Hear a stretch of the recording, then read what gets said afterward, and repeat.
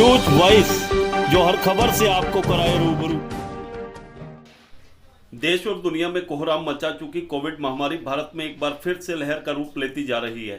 हर रोज तेजी से बढ़ते कोरोना केस शासन और प्रशासन के लिए चिंता बढ़ाने वाले हैं। ऐसे में अगर बात रेवाड़ी जिला की जाए तो यहां भी फिर से कोरोना संक्रमितों की संख्या तेजी से बढ़ने लगी है। जिला में अब तक करीब 10,000 लोग कोरोना संक्रमित हो चुके हैं। हालांकि इनमें 9,000 लोग स्वस्थ भी हो चुके हैं, लेकिन इन सब के बीच बढ़ता मौत का आंकड़ा भी चिंता बढ़ाने वाला है।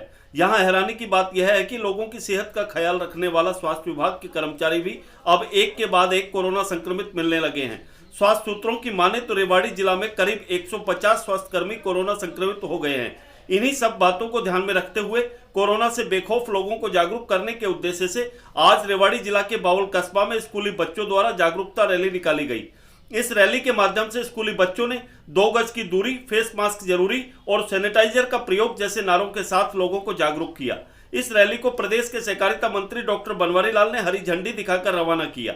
इसके उपरांत पत्रकारों से बातचीत में डॉक्टर बनवारी लाल ने कहा कि कोरोना एक लाइलाज बीमारी नहीं महामारी है और जागरूकता ही इसका एकमात्र उपाय है। लोगों ने अगर सावधानी बरती होती तो आज फिर से केस नहीं बढ़ते। ऐसे में अगर लोग नहीं मानते हैं तो इसके गंभीर परिणाम भी आ सकते हैं, जिसे लेकर सरकार बेहद चिंतित है। उन्होंने कहा कि कोरोना की रोकथाम के लिए सरकार द्वारा अब जुर्माना जैसे सख्त कदम भी उठाए जा रहे हैं। वहीं इसके इलाज को लेकर कैबिनेट मंत्री ने कहा कि पीजीआई द्वारा कोरोना को लेकर वैक्सीन तैयार की गई है, जिसके ट्रायल भी चल रहे हैं और स्वास्थ्य मंत्री ने खुद इसका ट्रायल लिया है। उन्होंने कहा कि जल्द ही देश और प्रदेश के लोगों को कोरोना से बचाव के लिए वैक्सीन मिलेगी। रेवाड़ी से न्यूज वॉइस के लिए संजय कौशिक के साथ अजय सागर अत्री की रिपोर्ट। जिस तरह से पिछले 8-9 महीने से देश के अंदर, पूरी दुनिया के अंदर कोविड-19 की जो बीमारी फैली हुई है और जिस तरह से दोबारा से अब केसेस बढ़ रहे हैं, तो उसके लिए जागरूकता के लिए स्कूल के बच्चों के माध्यम से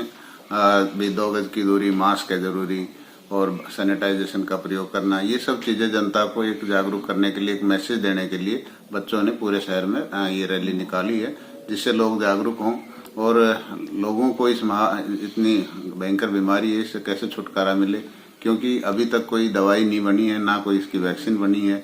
तो एकमात्र यही इलाज है कि हम मास्क का प्रयोग करें और अपना सोशल डिस्टेंसिंग बना के रखें और बार बार सैनिटाइजेशन का प्रयोग करें।